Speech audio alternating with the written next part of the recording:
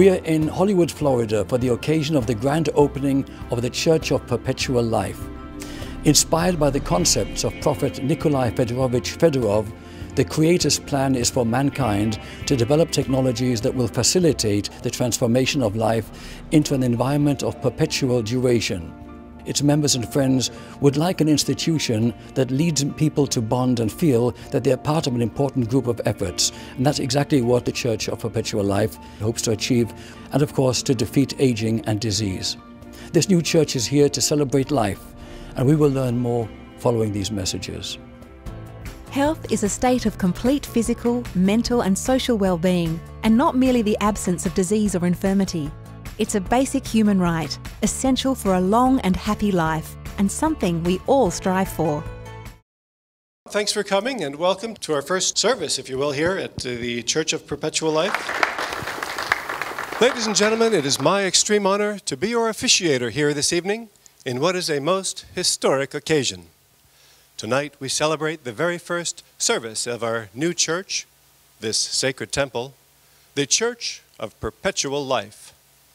We shall gather here monthly for services to present the latest scientific findings and observe together cutting-edge technologies in our never-ending quest to defeat death and aging, and to establish a life without end for all of humanity as prescribed by our prophet Nikolai Fedorovich Fedorov.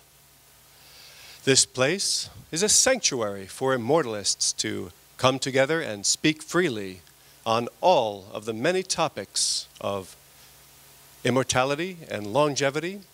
I hope you and your families can join us here each month and find this church to be like a battery that charges you full of inspiration, hope, and knowledge. A church is much more than this building. You are the key to our success in making this temple a bastion for immortalist belief, and together we shall create a place of peace, love, harmony, and understanding. We can create a paradise here on earth, and as Prophet Fedorov wished, we can divert human energies away from war and sickness and famine and achieve the common goal to protect all of humanity from natural and man-made disasters. I have faith that we shall succeed in this common task of humanity in our lifetimes. And now it is my pleasure to introduce to you our speaker this evening. He has been featured in hundreds of media appearances, including the Phil Donahue Show, the Joan Rivers Show, Tony Brown's Journal, Larry King, ABC News Day One, and Newsweek magazine. So let's give a healthy and hearty welcome to our speaker tonight, Mr. Bill Falloon.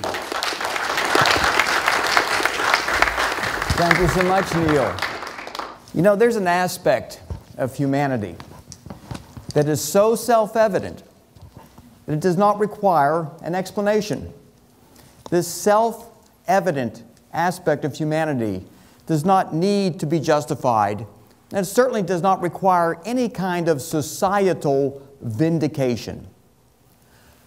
No one can rationally argue that illness is preferable to good health.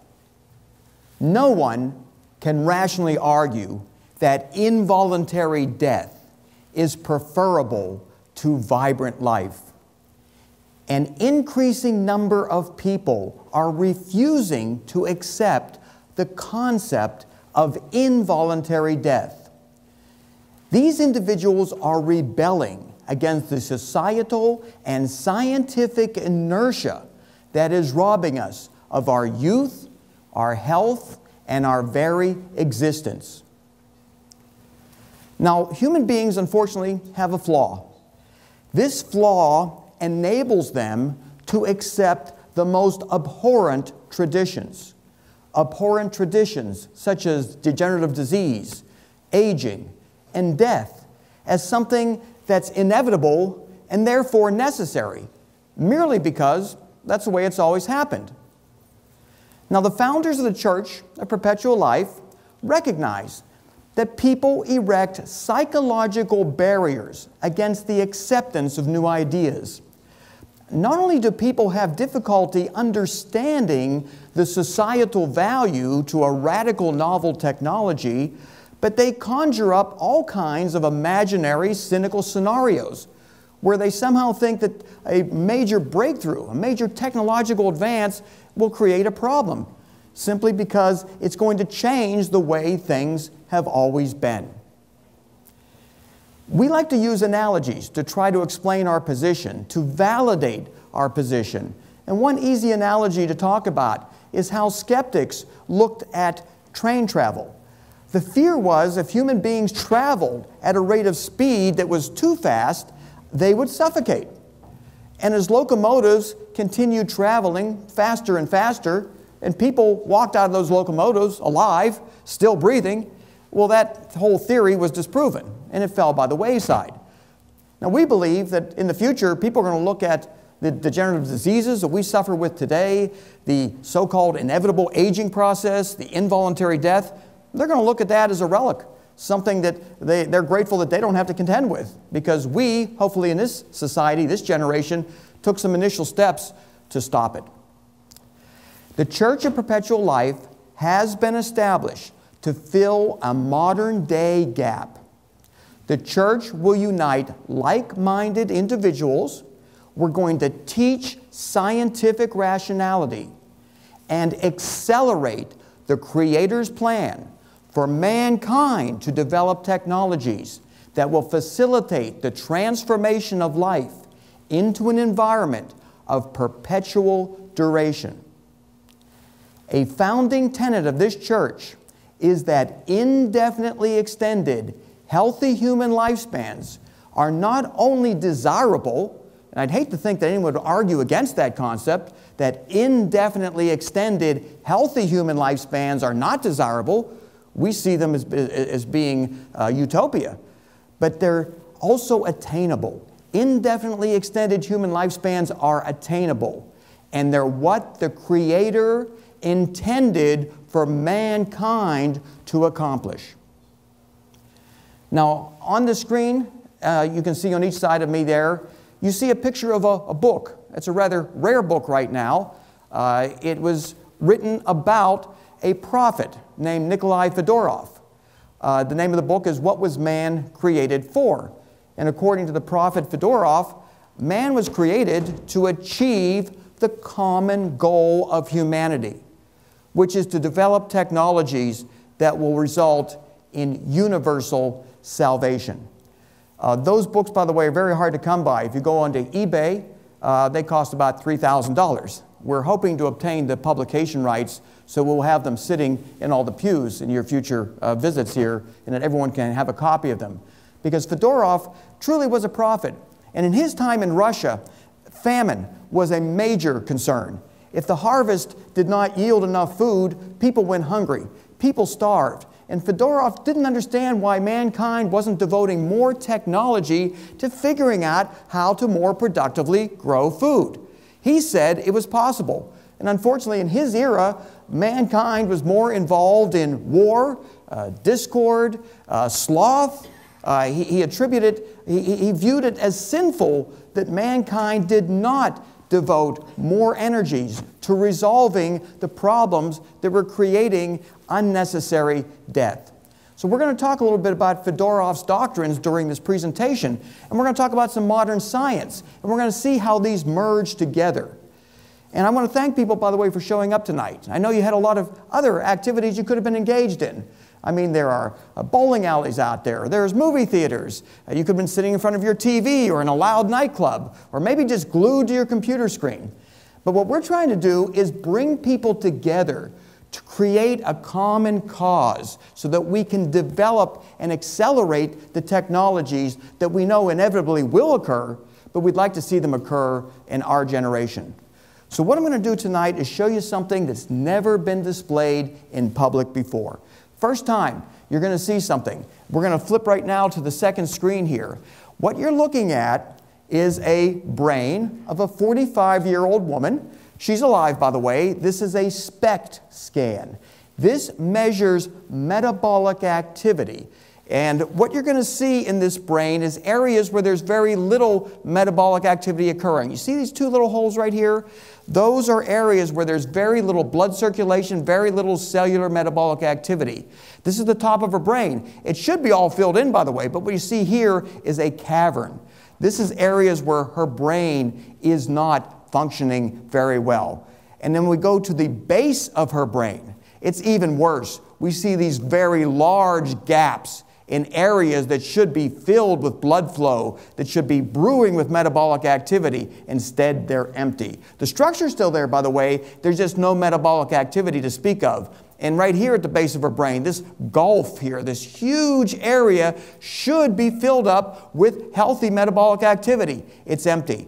Now, this woman had a debilitating chronic fatigue syndrome. She was not able to function either in work or in play or anything else. She went to an innovative doctor, and at the end of this presentation, I'm going to show you what happened after 2 months of an innovative therapy being initiated.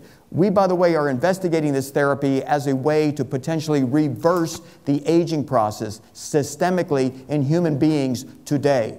This is something that might be available very soon today for us to reverse large aspects of aging, not just in the brain, but in our vascular systems, our livers, our kidneys, and I'm going to explain that as we go through this presentation. We have to enlighten the public as to how far we have come from a technological standpoint over the last 100 years. Because people just don't remember how short lifespans used to be. In 1900, people lived to be about 47 years of age on average.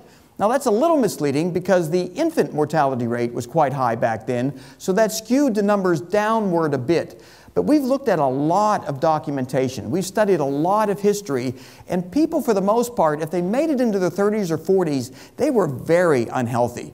And some of the unhealthy aspects of their life that you might imagine is an ingrown toenail. Doctors didn't always know how to deal with that. So people simply walked around in pain. They did figure out how to do that around the year 1860, but around 1900 they still were trying to figure out what caused appendicitis. Some doctors knew. If you went to the right doctor, he would remove the right organ. If you went to the wrong doctor, he wouldn't be able to effectively treat that disease, and you would die a horrifically painful, agonizing type of a situation in which fever and eventually peritonitis would kill you.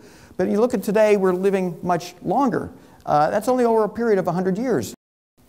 1900, very low life expectancy. And there's a lot of young people in this group, so I can't say we all wouldn't be here, but a lot of us, on average, wouldn't be alive right now in 1900. And here we are thinking we expect to live a lot longer. And you look at women, they didn't live past the age of 50 for the most part. I mean, they were dying of all kinds of illnesses that today are treatable. And today, of course, most women do live beyond 50. They live beyond 50 in a reasonable state of health. We sometimes forget what killed people in the past. It wasn't the strokes and cancer and heart disease that plagues us today. It was microorganisms, bacteria, viruses that people weren't even sure in 1900 really existed. And yet that's what was killing the public. Diseases that we now have a treatment for. Those aren't killing the bulk of the population anymore. Those aren't concerns in modern society right now, and yet that's what was killing people just 100 years ago. We've since cured that. 1946 is when antibiotics were available on a mass scale. And yet antibiotics, the concept was discovered and published in 1928 by Alexander Fleming. He made a fortuitous discovery that a certain mold would kill bacteria without injuring healthy cells. And Fleming is credited, by the way, for that discovery. It was actually discovered somewhat before him, and it wasn't paid attention to. It was ignored. And can you imagine how many human beings were needlessly dying when an effective therapy already existed to cure them? And you think of the parents of the children who were dying right before their eyes, and yet in a published medical journal was information about a mold that when put into a human being could eradicate the bacteria. Well, the same situation occurs today. We have people needlessly dying of aging processes that are treatable, that are controllable, and in some cases reversible. and yet these individuals are needlessly dying right before our eyes, just like they were doing in the early 1900s from infectious diseases when effective therapies were already substantiated in peer-reviewed scientific publications. This little pie chart was created just to try to emphasize how long recorded human history goes back and what a little slither is represented over the last 113 years. And what has happened over the last 113 years is far more technological advance than happened in the entire spectrum of the previous period. You go to 8000 BC to 1899, and progress was relatively trivial. I mean, the mistakes that were made, the ignorance that existed before 1900 was ridiculous. And look at what we've accomplished in that little slither, that little red spot. That indicates where we are over the last 113 years. Now just imagine 100 years from now, when there's an even tinier slither, the accelerated technological progress that's going to result in the eradication of the degenerative diseases that we know today, the aging processes that we're suffering with, and these involuntary deaths that are so tragic. When we live, the period of time of when we live dictates how long we will live. And if you realize when this country was founded, the founding fathers, by the way, pretty much all suffered from a number of medical conditions. There was a book published recently called Revolutionary Medicine, and it described all of the health ailments of our founding fathers. And we thought that the founding fathers were vibrant, energetic people, and they were, but they suffered. And they also didn't live very long. At least the average person in 1800, 36 years of age. And in the last 200 years, we've been able to double that. In a period where there wasn't always a lot of technological advancement occurring, we've been able to double that. So to me, that tells you a lot, that when you're around dictates how long you're going to live. And where you live, that has an effect as to how long you're going to live. In other countries, people are living somewhat longer than they are in the United States.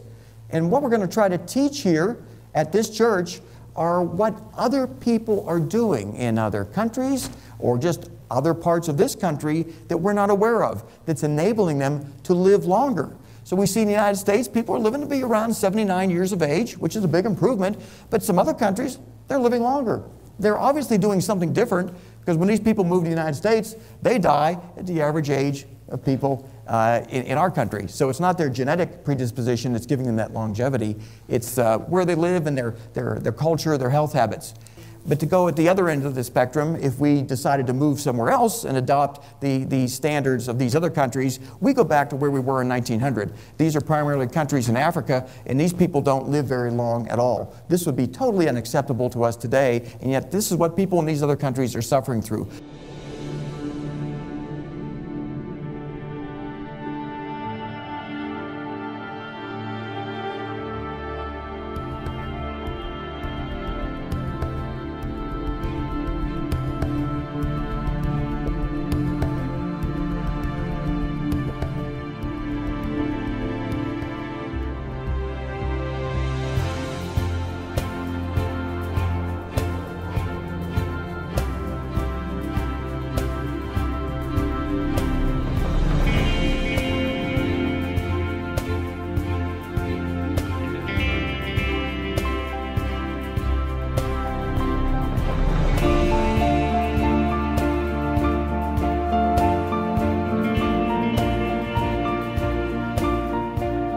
So where we live and when we live, that really determines how long we're going to live.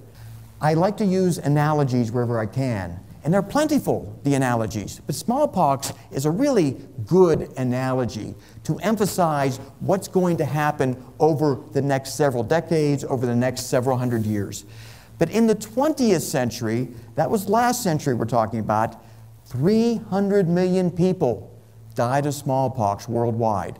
Now that wasn't occurring so much in the United States or civilized countries, but throughout the world, 300 million. That's the entire population of the United States. They died of smallpox when there was already a way to prevent that disease from occurring. Historically, smallpox infected so many people, it was hard to imagine it would ever go away. I mean, it was always there. The survivors had pockmarks on their face, they were blinded by it, and many of them died. So it was hard to say in the year 1600 in Europe, let's say, that someday smallpox won't even be a factor. People would say, well, we don't even know what causes it. How are you going to get rid of something? We don't even know what causes it. We have no idea how to treat it. What was interesting, though, is everyone knows about Edward Jenner, I hope. Around 1796, he developed a cowpox vaccine that made people immune to smallpox. But before Jenner discovered that, in Asia, they were using pus from smallpox lesions and blowing that pus up their nose. Now, that killed some of them from smallpox. Some of them died. But for about 97% of them, it gave them immunity against smallpox for life.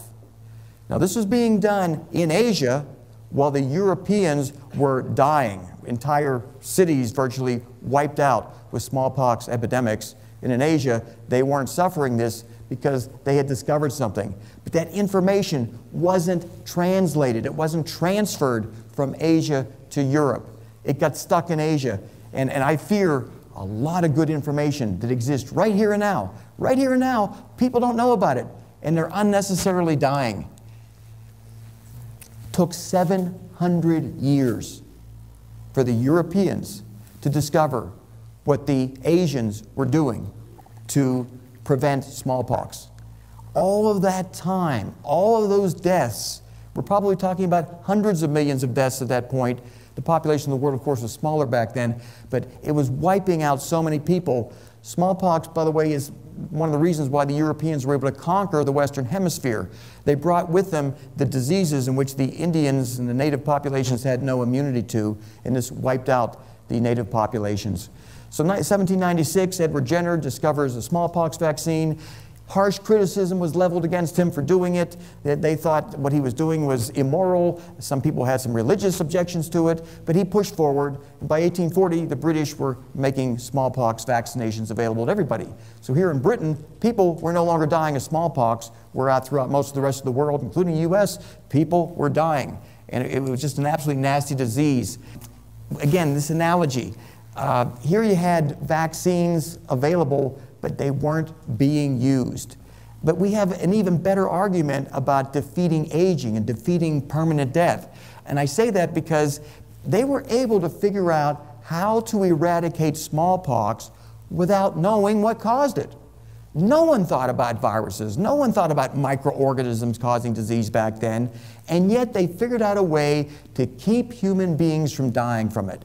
We know so much more now about aging, disease, why people involuntarily die. We know so much more today than what they knew back then, and yet they achieved the eradication of one of the most prevalent causes of death. We're going to achieve that because we know a lot about what's going on with aging, and a lot of people in this room know a lot about aging, and they're doing a lot of good things about it right now. So just as smallpox was eradicated in Europe, we're going to eradicate aging today. Aging affects us all. I mean, no one gets a free pass when it comes to growing old and suffering degenerative diseases. And smallpox, of course, that affected everyone, rich, poor, no matter who you were vulnerable. And some of the more elite individuals in Europe suffered the aspects of smallpox. And if you survived it, it was nasty. When you see movies of people in the past, they're not really portraying these people accurately, because most of them had pockmarks on their face because they were survivors of this horrible disease. And the blindness, the disabilities, it was a horrible illness. But the fact is, it went away. And people in the past couldn't have conceived of that going away, and yet it did. So we just look at that as just a natural progression of science. And we need to accelerate that science, and we're going to achieve that through the works of this church.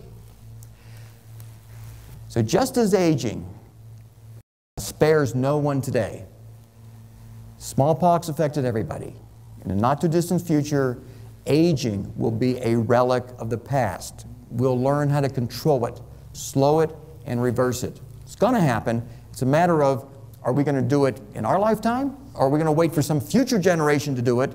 So someone will be up on a podium like I am tonight, talking about how horrible the aging process was to people. And the fact is, it doesn't exist anymore. So getting back to the prophet Nikolai Fedorov, He felt that God had not created mortals, that death was the penalty inflicted by our sins of sloth, our sins of discord. So Fedorov laid out some doctrines, and we've summarized these here, and they're translated from Russian, so that they're stated a little bit differently than what you might see them stated if they were written by someone fluent in English. But his first doctrine, I think, is a given. Man is an active creature and will always act. I don't think anyone would disagree with that for the most part.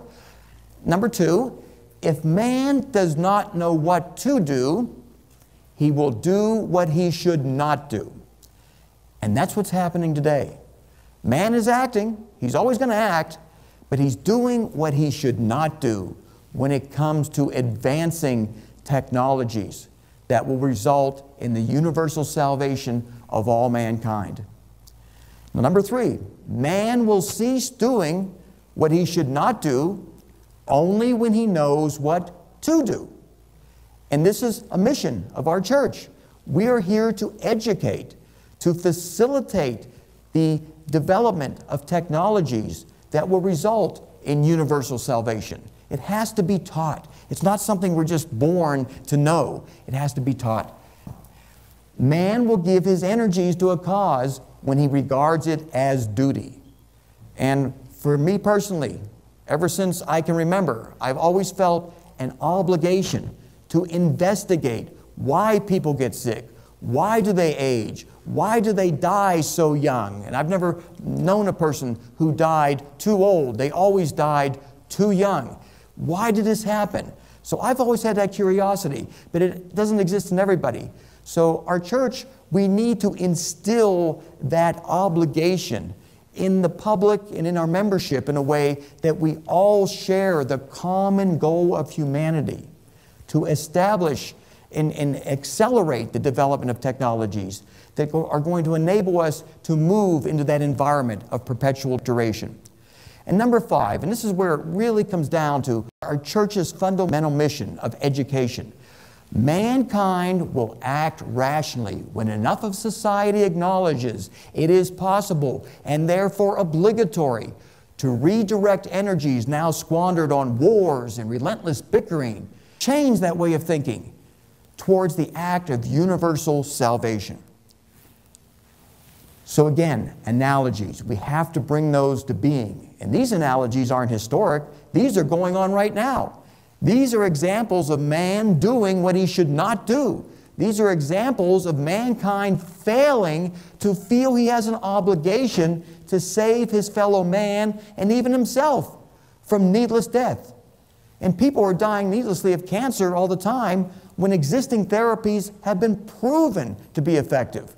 And we're going to talk right now about one overlooked drug, just one right now, that has resulted in millions of people needlessly dying.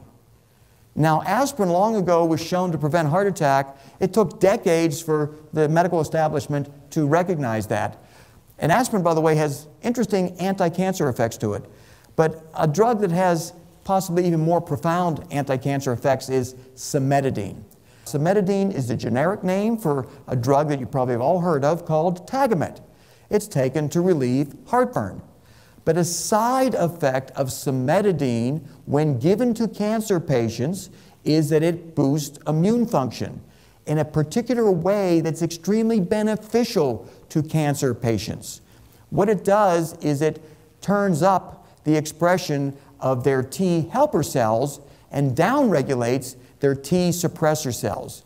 What cancer cells do, it's really unique. They know that the immune system is kind of hostile to them, and they reprogram our immune system to turn off the ability to recognize and eradicate cancer cells. Cimetidine offsets that impact of cancer. Cimetidine also blocks the ability of metastatic cancer cells to adhere to the linings of the capillaries where they develop metastatic colonies. It also inhibits angiogenesis, which is the formation of new blood vessels that grow into tumors. Now, the documentation on cimetidine is overwhelming. And anyone who wants to go home tonight and log on to PubMed, that's the National Library of Medicine's database that comprises of virtually all the published papers around the world, you type in cimetidine and cancer and you'll read hundreds of studies that validate its efficacy in human clinical studies, in animal studies, under the microscope. The drug has been documented, and we've been talking about it since 1985. And here we are in 2013, and it's not being prescribed to cancer patients. And this is just absolutely sinful. This is an indication of sloth. It's an indication of discord in the conventional medical community, where studies can come out validating the efficacy of cimetidine, and the oncologists don't pay attention to it. They'll allow their patients to needlessly die. And that's something that's unacceptable to me. It's unacceptable to this church. And we're going to preach the fact that scientific rationality isn't existing at this time in the conventional medical establishment.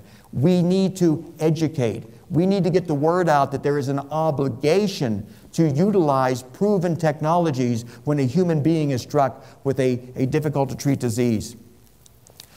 How effective is cimetidine? Well, colon cancer, when it strikes, it doesn't kill people because their colons die. It metastasizes to the liver, the lungs, the brain.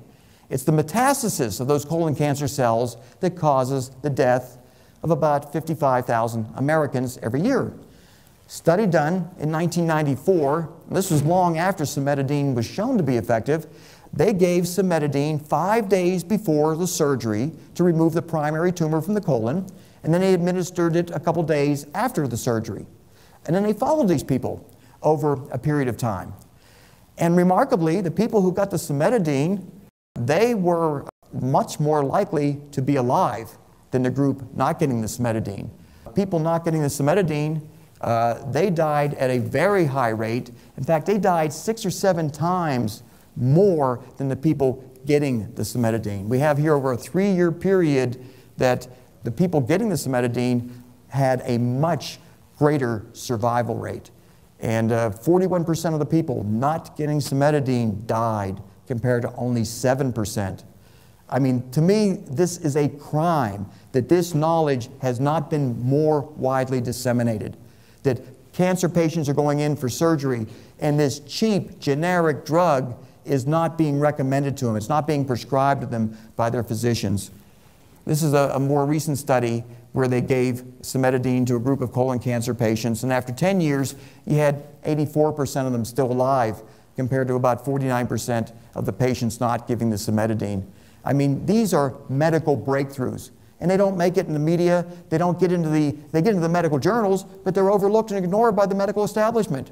I mean, this is the kind of information that has to be disseminated, and it's an example of what Fedorov talked about, that man is not doing what he should be doing. There is no reason for this drug not to be administered to virtually every single cancer patient. And if you do go to PubMed tonight and you see all the different types of cancer this drug has been shown to be effective for, you're going to wonder why. Well, unfortunately, it's the sloth. It's the discord, where maybe one progressive oncologist in the group says, why don't we prescribe cimetidine? And 4 other oncologists in that group say, well, it's not approved. Not approved by the government, so we're not going to do it. We're just going to let our patients die rather than prescribing this safe and effective therapy. One study used a dose of the 800 milligrams every single night. That worked well, but it's more effectively utilized if it's given prior to surgery. Reason being, when surgery is done on a colon cancer patient or any kind of cancer patient, metastatic cells are released into the bloodstream. And that release of those cells into the bloodstream is what enables those metastatic cancer colonies to form. And if you put cimetidine into a patient ahead of time, you reduce the ability of those metastatic cells to adhere to the capillary beds where they form metastatic tumors. And what we have happen is colon cancer patients will ask us about, what should we do now that we've had our surgery? Well, we get them on cimetidine, but they may have already had those metastatic colonies form. And it just doesn't work as well after the operation as it does before the operation. The fact that we're here in 2013, and I'm bringing this type of information out, is absurd. Again, 1985, there was enough data for virtually every cancer patient to consider cimetidine. Wasn't proven, but it was non-toxic, it was readily available, and here we are in 2013, and I have yet to hear of a cancer patient, and I talked to a lot of them, who's had an oncologist recommend cimetidine. And bear in mind, you can buy this at Walmart, Walgreens, CVS, Publix. It's over the counter. This is not expensive. It's not something that's unproven, and yet the oncology community has ignored it. 55,000 Americans dead every single year from a disease that we could probably prevent at least 80 or 90% of them from perishing it. So just bringing out this one piece of information, this single piece of information, I'm hoping everyone in the group will have an opportunity to utilize it. Hopefully not for themselves, but maybe for someone they care for. Again, it's 55,000 Americans who die from colon cancer. You've got about 180,000 every year who are diagnosed with it. So you're going to know people who are going to tell you, they're going to send you an email, I've just been diagnosed with colon cancer. And because you've been here tonight, you might remember, hey, there's this drug. And we'll have this up on our website. So you can always just go to the Church of Perpetual Life website and see it. You say, hey, you know, if you take this drug before surgery, you're going to improve your rate of survival significantly. So why not take this drug? It's not expensive, it's readily available, it's not side effect laden. People sometimes question me if it's that good. Well, how could it be overlooked? I mean, something that dramatic. Well, unfortunately, pharmaceutical control over our academia, the media, the FDA, it suppresses this information. It causes the promotion of cancer drugs that can sometimes cost over $100,000 a year. Those are the drugs that are promoted to the oncologists. And the ones that cost virtually nothing, that are far more effective than some of these $100,000 a year drugs, this information is suppressed.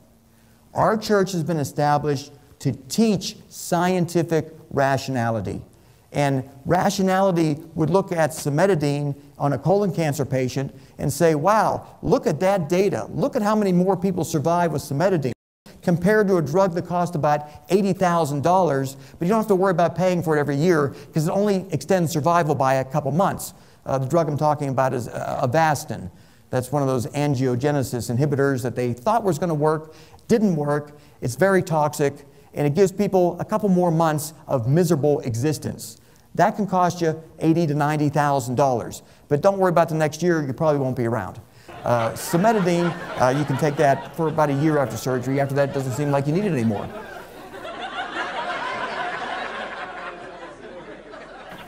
So our objective here is to enlighten our members about validated approaches to disease prevention, disease treatment, ways to slow and reverse aging that are not making it into the mainstream. And we hope as this congregation grows, this information will get out in a way that we will feel obligated to make sure that if we hear of somebody who has a medical problem and we know of something that could help them, we're going to disseminate that information because it's our duty. It's our obligation to our fellow man. The next analogy we're going to talk about is a drug that is pertinent to everyone in this room. This is a drug that can prevent cancer. It can prevent dementia. It can prevent cardiovascular disease. It may slow aging. And most people don't take this drug because it's only been approved to treat type 2 diabetes. In 2012, metformin made headline news. If you happen to be watching the news that day, they talked about this anti-diabetic drug that was effective in preventing and treating cancer. And yet, one day it was up and the next day it was gone. And I've yet to meet a person outside of our community that takes metformin for cancer prevention. I've been taking metformin now for about 11 years. A nice side benefit to it, by the way, which you'll see in some of these presentations, is it helps you lose some weight, lose 7 to 10 pounds, around the midsection in particular. So it's got a benefit in that respect, so it's worth taking for that reason alone for a lot of people. Metformin is currently the first drug of choice in treating type 2 diabetes. It's relatively safe. It works partially for diabetics. It's not completely as effective for diabetics as we'd like it to be. It actually works much better in healthy people. But it was approved in England in 1958. Approved for use in England, it spread throughout Europe. Canada approved it in 1972. American diabetics, they didn't have it. They couldn't legally obtain metformin until the end of 1994. And then that meant the drug wasn't really available until 1995. So American type 2 diabetics were perishing when an effective drug existed to slash their risk of heart disease and cancer and stroke and kidney failure. Our people in this country were dying merely because an effective drug wasn't allowed in this country. Again, getting back to Fedorov, man doing what he should not do. Metformin should not have been suppressed. That holdup in metformin, and you're going to learn more and more about metformin as the years go by. This will become accepted doctrine. This is an indictment of a failed system that will forever cause needless suffering and death unless it's substantially changed. And if we're not going to do it, if we're not going to get together and make a group effort to change it, I hate to say it, it's going to be slow, painful, and agonizing. Man will cease doing what he should not do only when he knows what to do. Education, teaching scientific rationality, the purpose of the Church of Perpetual Life. We knew about these anti-cancer effects of metformin because the data was available long before 2012. It took a major study that you're going to see in a few minutes to make the information so profound that CNN and CBS and NBC decided, well, let's make a news story out of this. An anti-diabetic drug, effective against cancer. They made it a news story. But it was long ago known that metformin had these properties. The reason that drugs like metformin and drugs like low-dose aspirin and drugs like cimetidine aren't promoted to doctors, the reason you don't see them advertised on TV like you do Cialis and Viagra and all these anti-arthritic medications is that it is illegal for the manufacturers of metformin. And metformin is now a generic drug, but it is illegal for those manufacturers to promote metformin as a cancer preventative. It's illegal to promote it as a cancer treatment. It's illegal to promote it as an effective adjuvant therapy for obesity. You can't do it. So you have to come to a place like this if you're going to learn about metformin and other drugs, because you're not going to see it on your TV or your computer screen unless you go looking for it. It's not going to be promoted because it's illegal. If man does not know what to do, he will do what he should not do. Our government has made it illegal to promote safe and effective drugs. Some of these drugs are freely sold over the counter in other countries, and we're not allowed to hear about them. We're not allowed to buy them. We're not allowed to use them. We're doing what we should not do. And we have to instill again in society that these traits, these flaws in humanity, they have to be abolished. Now, type 2 diabetics, they suffer outrageous levels of diseases. Heart attack, of course, is what's most commonly associated with diabetes. Heart attack, stroke, kidney failure. But they also suffer astounding rates of pancreatic cancer, which kills virtually every person who contracts it. And metformin has been shown to not only reduce all these markers of disease, but it slashes pancreatic cancer risk. And what I want to describe right now is why metformin is something you want to take right now. As we get older, our glucose levels increase, and that doesn't do us any good. The reason our glucose levels are so dominant in our bodies now is they were needed for survival.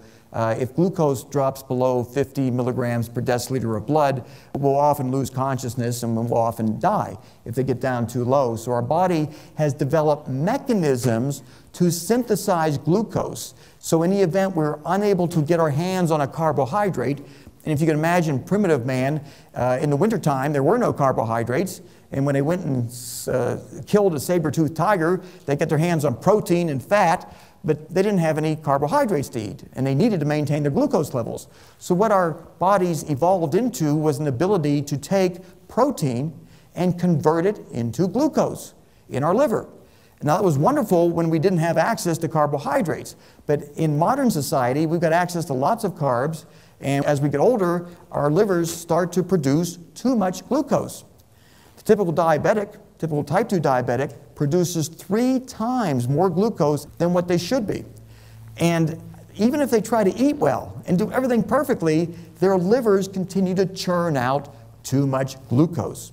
Metformin reduces the rate at which our liver stores and produces excess glucose. The medical term for this is gluconeogenesis. It's the formation of glucose in the liver from proteins, sometimes fats. And metformin reduces the rate of gluconeogenesis, anywhere between 24 and 36%. It reduces glucose levels and also lowers excess insulin. This all helps people lose some weight. It's not going to make them thin if they're significantly overweight, but it's one of those pillars of a successful weight loss program that can be of benefit. Metformin enhances insulin sensitivity. It enables glucose to be removed more efficiently from the blood. So not only does it suppress the excess formation of glucose in our liver, but it enables the glucose in our bloodstream to be more effectively utilized. And metformin's been shown to dramatically reduce both glucose and insulin levels. And I mention insulin because we view excess insulin as a death hormone, a hormone that accelerates aging, accelerates disease processes, and cancer cells love it. Insulin just enables cancer cells to propagate much more rapidly than in the presence of low insulin. Now, we know all these damaging effects of insulin, and yet what are doctors doing today? They are prescribing insulin injections to type 2 diabetics. And medical journals now are running advertisements from drug companies, and they're trying to remind doctors that insulin is still around. That, have we forgotten about insulin, these advertisements read? Because, of course, if you take a type 2 diabetic and they inject insulin, their glucose levels drop.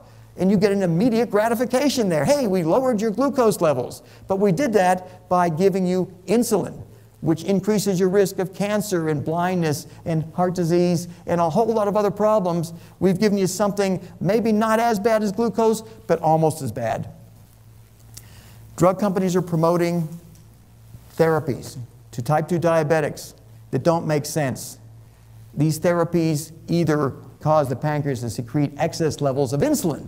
This is not the way to treat type 2 diabetes.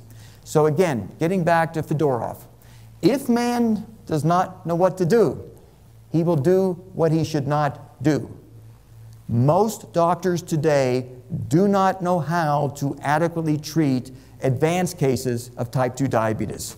They may be treating the earlier stages a little more effectively than they were 5 or 10 years ago, but the advanced stage cases are getting these sulfonylurea drugs, which stimulate insulin production in the pancreas. That temporarily lowers glucose, as I said, but it comes at a very high price. You're walking around with chronically elevated insulin levels, hyperinsulinemia, a deadly, deadly complication. So the harsh reality today, if you have a family member, a friend, someone you care for, they're type 2 diabetic, and their doctors are prescribing them insulin. They gain weight. People who are prescribed either the drugs that produce insulin in the pancreas or given insulin injections, they put on weight, and their rate of cancer skyrockets. So again, going back to Fedorov, if man does not know what to do, he will do what he should not do. And today we're prescribing drugs to people that are shortening their lifespan. It's causing someone who's overweight to put more weight on, and it's accelerating their disease process. You know, metformin was around for a much longer time than 1958. They actually knew about this in the early 1900s. And what happened is when insulin came around, they thought, well, we don't need metformin anymore. We just give people insulin. And that way we can treat their type 2 diabetes. And that was an ill-conceived way of doing things. Sulfonylurea drugs are still liberally prescribed because they provide immediate gratification. A person showing up at a doctor's office at a glucose level of 160 milligrams per deciliter, and the doctor says, well, just take this pill. A couple days later, they're down to 100. And they think, whoa, miracles occurred. But that miracle, unfortunately, is going to create havoc in their body. Sulfonylurea drugs, they cause weight gain. They create all kind of havoc in the body. There's even a warning on the labels of these drugs. They're going to increase your risk of heart disease. And here you are, a type 2 diabetic, and your big concern is heart attack, stroke, kidney failure, and your doctor's prescribing you a drug in which the warning label says you're going to increase your risk of these disorders by taking this drug. that's going to temporarily lower your glucose levels. There was a study done over 10 years, and it showed significant reductions in heart attack risk and death from any cause. And the same study showed that people weren't gaining weight on metformin compared to the sulfonylurea drugs, which do put weight on people. And let me just relate something that's not on the slides. A study came out this week. It showed that diabetics taking metformin, as expected, had significantly lower rates of heart attack. But a group of people who did not have diabetes, they didn't see the same benefits. And there's a reason for that. Metformin is something that inhibits the absorption of vitamin B12. So if you're going to take metformin, take your B12 at a separate time of the day. Because when you don't have enough vitamin B12 in your body, your homocysteine levels are going to increase. And when homocysteine increases, your risk of vascular disease goes up. So if a healthy person were to take just metformin and nothing else, they might develop a B12 deficiency. Their homocysteine might elevate it. And all they have to do is make sure they take their B12 at a separate time of the day. Another effect of metformin in some men is it lowers their testosterone levels. And men with lower testosterone levels can have a higher rate of heart attack. So if you take metformin and you get a blood test and you see your testosterone levels aren't where they need to be, go to a doctor, have them prescribe you some topical testosterone cream and get them up to where they should be. So you give yourself kind of a holistic approach to both aging, disease prevention, and keeping excess body weight off. The dark age of medicine, when it comes to diabetes, we certainly have documented that so far tonight.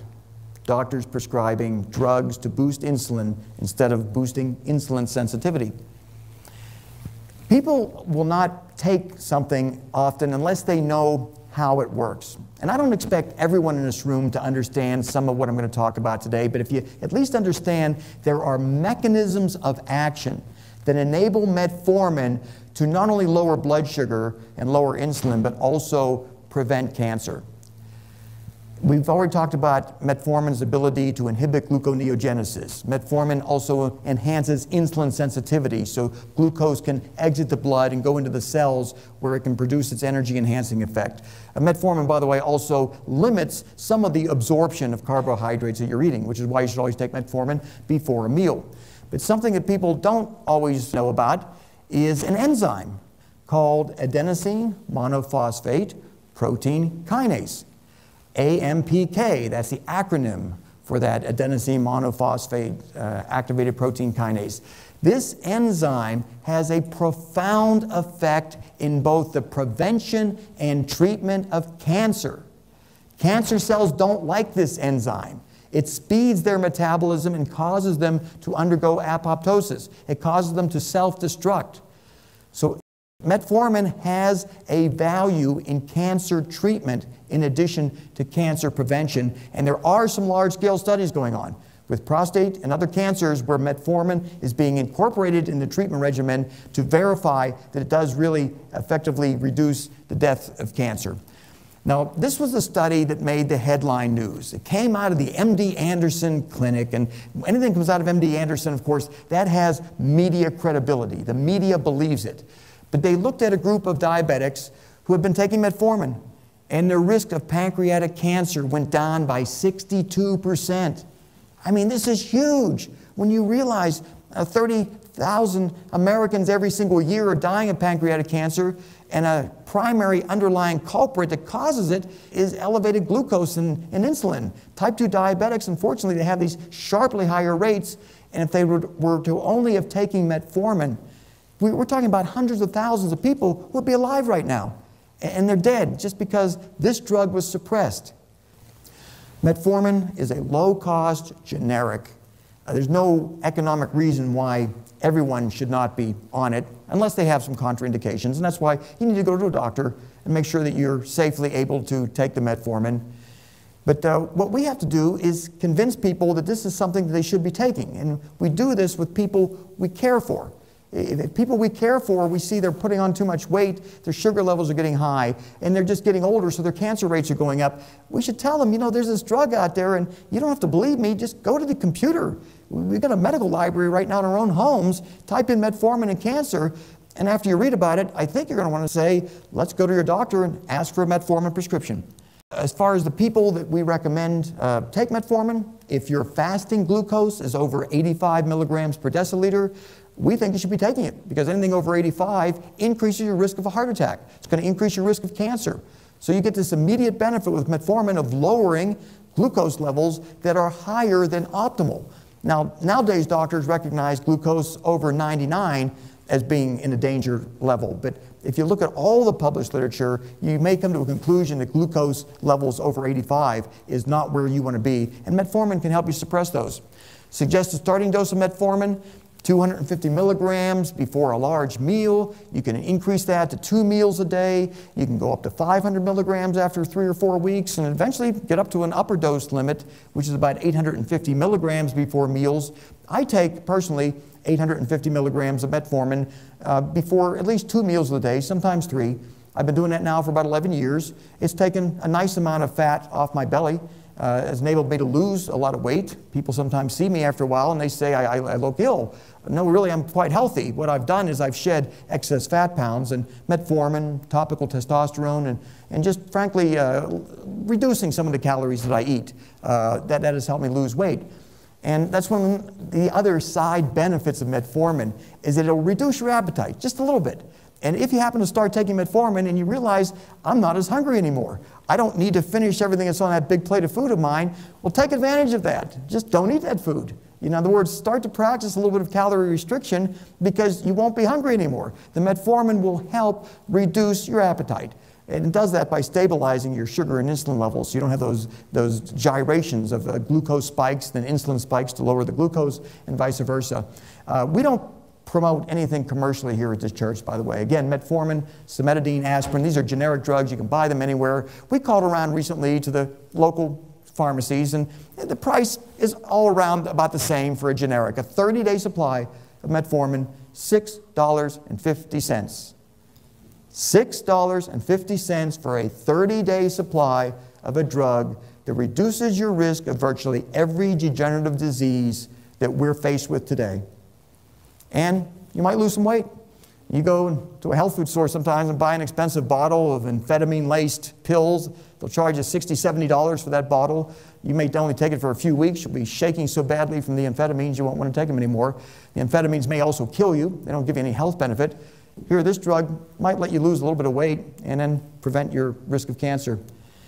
The 37-year delay in approving metformin, that alone provides a real-world example of how broken our regulatory systems are when it comes to finding cures for degenerative disease and the aging process itself. We've got to change the regulatory system so that we can bring novel technologies to the forefront, not 10 years after they're discovered or 40 years after they're discovered. They need to be brought forth immediately, especially to terminally ill people. There's no reason for these people to be denied something experimental if they're willing to sign a waiver saying, do whatever you can. I've got 3 weeks to live, nothing to lose here. Again, these are some references to validate everything I said about metformin. We're just going through these in case we put this on the internet. We want people to be able to see that there's scientific substantiation behind every single thing we say. So going back to our prophet, Nikolai Fedorov, his 5 doctrines. He talks about the sins that we are committing through sloth and discord. And that discord exists in the medical community as much as it does anywhere else. I happen to know a lot of people in the medical community, so I understand how much infighting there is, where something very logical was brought before a group of doctors, and they sit there and argue. Instead of saying, well, this makes sense, let's do it, they're there arguing. And sometimes that's because they have economic incentives to suppress an effective therapy. So the doctors who see that their drug is going to be taken off because a better drug's going to come on, they argue against the better drug. But again, to go over these doctrines of Fedorov, and these doctrines apply as much today as they did when he wrote them.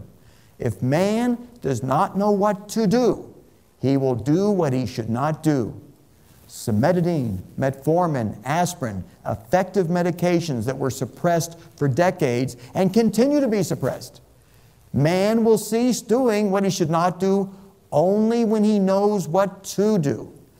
Our church is dedicated to educating the public about scientific rationality. Get rid of the economics. Get rid of the prejudice. We're talking about rational behavior, rational thought.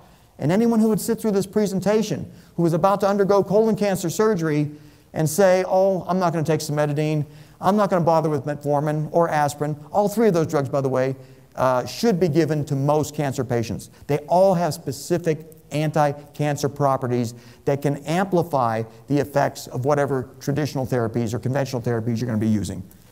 Man will give his energies to a cause when he regards it as his duty.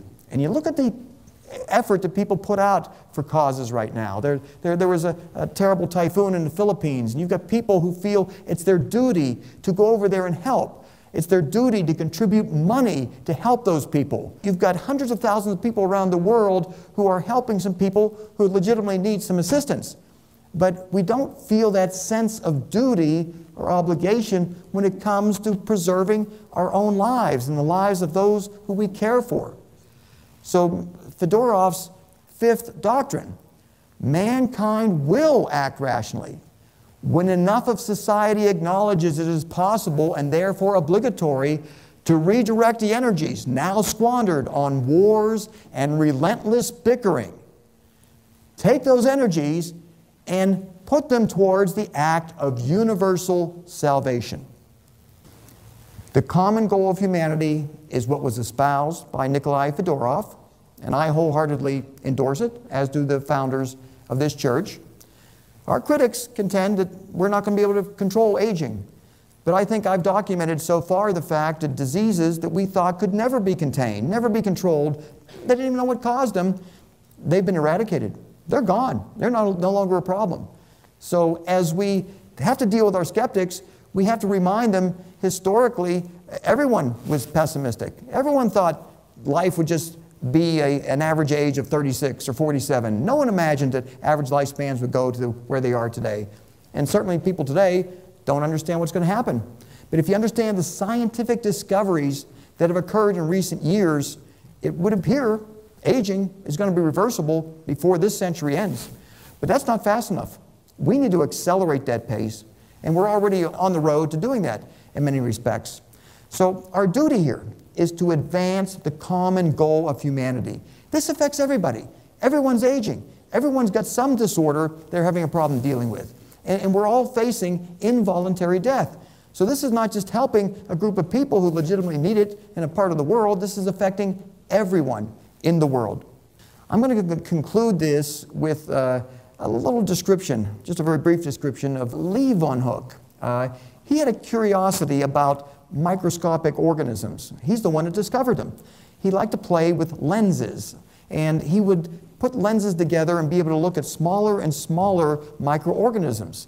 And he felt an obligation to not only make these observations, but to have drawings made of what he discovered under the microscope and share that information with scientific communities. And these scientific communities at the time, they looked forward to seeing his drawings because no one else in the world was doing it.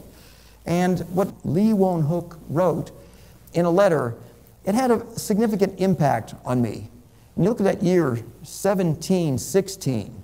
No one knew anything about microorganisms. No one even conceived that these were what was causing the illnesses of the day, the viruses, the bacteria, the parasites. No one even thought that this was an issue, but here was a researcher curious enough to identify them, to draw them, to at least let people who were interested know that they existed. Because before he played around with his lenses and created his microscopes, no one knew these existed. But I want to read a portion of a letter that he wrote, because this has had a significant impact on me, because it relates to people I know. It relates to people I know in this room. It relates to people I've met throughout my entire lifetime. These are different people. These are not the typical person who just goes through life and feels like they have minimal obligations to society, if any at all. But Lee von Hoek stated, "My work, which I've done for a long time, was not pursued in order to gain the praise I now enjoy, but chiefly from a craving after knowledge, which I notice resides in me more than most other men. And therewithal, whenever I found out anything remarkable, I have thought it my duty to put down my discovery on paper, so that all ingenious people might be informed thereof.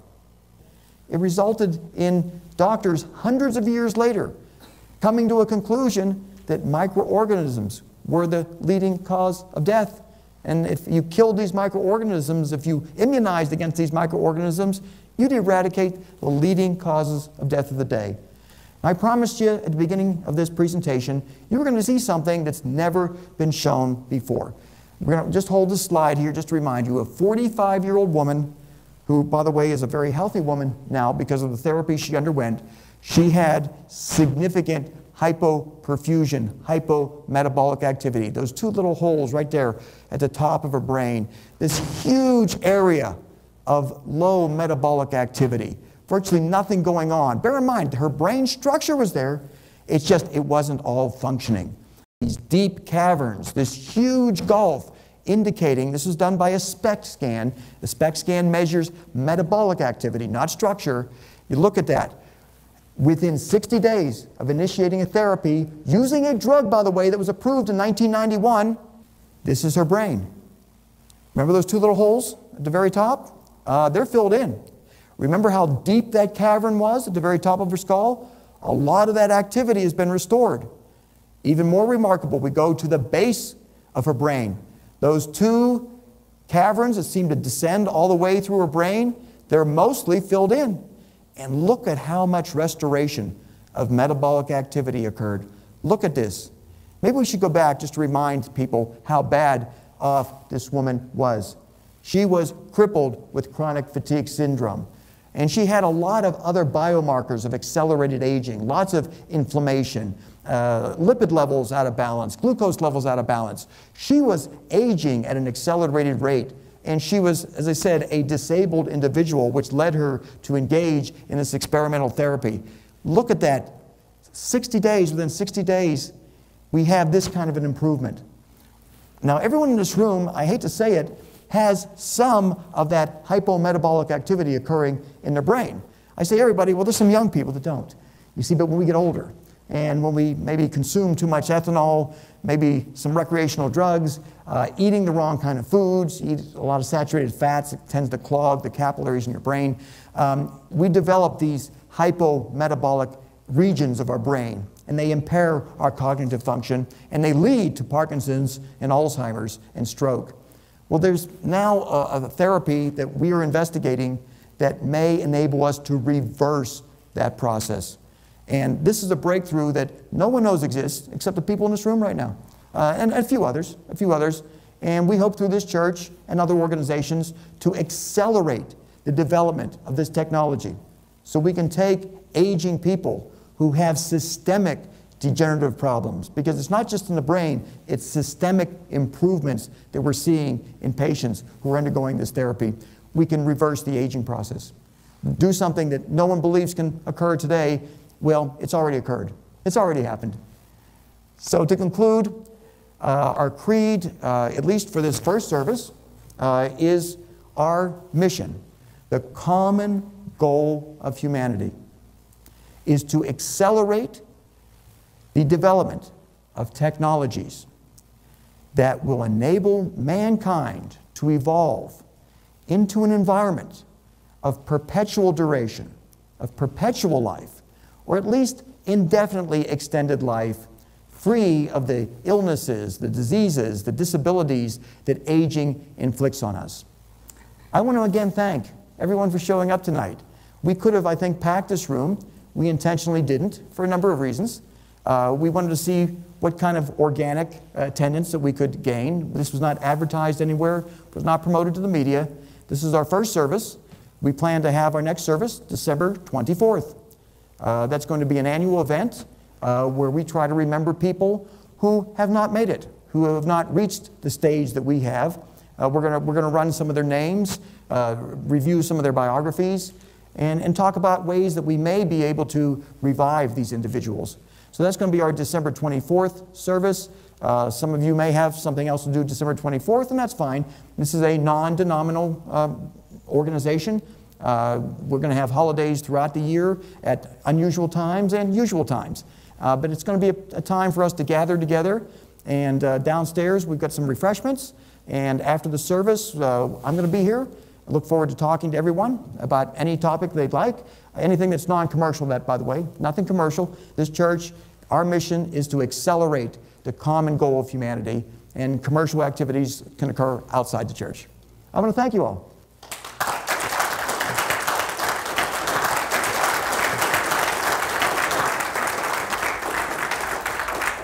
I want to thank you, Bill, for that great presentation this evening. As you know, we are filming this evening, and we will make this presentation available to you through our website. Our website address is www.churchofperpetuallife.org, churchofperpetuallife.org. I would like now to bring up an ambassador for the local cryonics organization. Ben, would you come forward? So I know a number of you here are here because of your involvement in the cryonics community, and I've promoted this as part of our cryonics events. So I wanted to give some people some updates on some recent news that's been happening in cryonics. As some of you may know, Ashwin and Shauna DeWolf have been doing research in Oregon, and they've gotten a new lab in Portland, thanks to money from the Life Extension Foundation, and it's a much larger lab. They live in Portland. Formerly they were doing their research in an hour's drive away, and in a lab that was donated by Jordan Sparks. Jordan Sparks is a dentist living in Oregon who runs a software business. He has about 30 employees, and having this lab in Portland is allowing Ashwin and Shauna to work full-time on cryonics research rather than part-time as they were doing before. Now, Jordan Sparks was a director of the Cryonics Institute, and he's formerly a director, and he's, as I say, he's got about 30 to 50 employees, I think, in his software business. But he's also started Oregon Cryonics, which now has 2 full-time people working on cryonics, and one of those is Matthew Sullivan, who was formerly an Alcor employee, and also an employee with Suspended Animation, another cryonics organization. And Jordan wants to Oregon Cryonics would be offering services similar to what Suspended Animation is offering, main standby and probably less expensive standby and stabilization services for the people in that area. Now, there's an anti-cryonics law in British Columbia, and that local donors have been attempting to challenge. And Keegan McIntosh is a lawyer who has recently graduated in British Columbia and is also active in building the cryonics community in British Columbia. And Jordan has gotten together with Jordan and Keegan McIntosh have gotten together and decided that the best way to challenge the law in British Columbia, the anti-cryonics law, is to open up a branch of Oregon Cryonics in Vancouver, British Columbia. Now, last week I was phoned by a wealthy Chinese woman who's living in Vancouver, British Columbia, and she expressed to me that she represents a wealthy Chinese person, let's put it that way, who wants to build either a cryonics facility either in Vancouver, British Columbia, or China, capable of storing 50 to 100 people. And so I put her in contact with Keegan McIntosh in Vancouver, as well as Leguan Yan, who's sitting there, who has also been trying to start a cryonics organization in China. And I also put her in contact with Xiao Shiwai, a woman from Beijing, China, whose father is also wanting to start a cryonics facility in China. And I should say, because of her father's interest in cryonics, Shay-C is getting her PhD at the University of Buffalo in medicinal chemistry, and she's already made a lot of breakthrough discoveries. She's the first person in the world to create ion and water channels in cell membranes, and she's created a Therma project, a cryonics research company, and is trying to raise money. Her father's given her an initial donation of $100,000, and she wants to create low-cost antifreeze proteins and so forth. And I arranged for her to have a meeting with Saul Kent in a recent in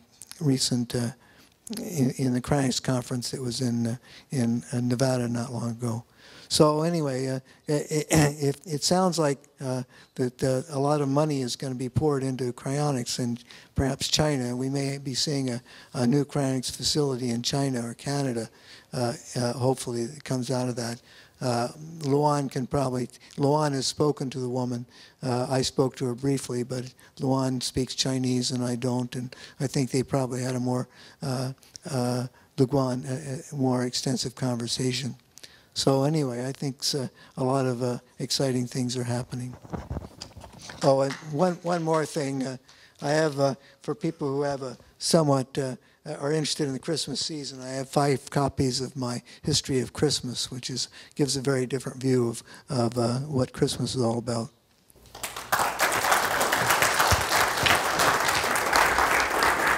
I do appreciate Ben's ideas and views. You know, in the 1800s, the idea of flying through the air was pure fantasy. Anyone who discussed such a notion was labeled crazy. In the 1940s and 1950s, if you said there would be rockets in space, they might say, that guy's crazy, he's weird, it's impossible. And that is the way it is with futurists. That is the way it is with people who have great vision. Bill and I would like to extend to you that the concept of ending aging may also be considered too fantastic to be possible, but that in the future, it is one that will in fact become a way of life. I have great faith that this will happen in our lifetimes, so long as we, as humanity, can come together to make this a reality. Thank you for coming tonight, and I look forward to speaking with you individually at our reception for you in the social hall downstairs. Thank you all.